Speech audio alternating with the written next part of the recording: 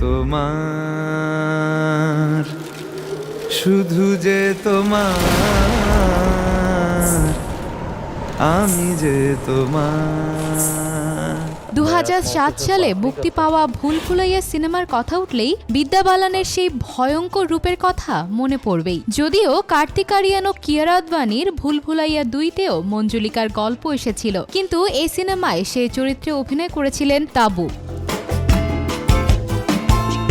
সম্প্রতি টি সিরিজের ইউটিউব চ্যানেলে প্রকাশ পেয়েছে ভুল ভুলাইয়া 3-এর টিজার, যার প্রথম সংলাপই টান টান উত্তেজনা তৈরি করেছে দর্শকের মনে। সিনেমার নতুন চমক হিসেবে এবারে সেই ভয়ঙ্কর মঞ্জুলিকা রূপে দেখা যাবে বিদ্যা বালানকে।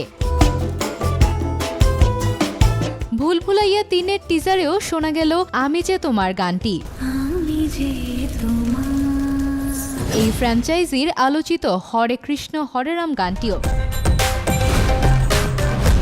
সব মিলিয়ে রোমহর্ষক ভৌতিক আবহ তৈরি করতে পেরেছে এই ছবির প্রথম ঝলক।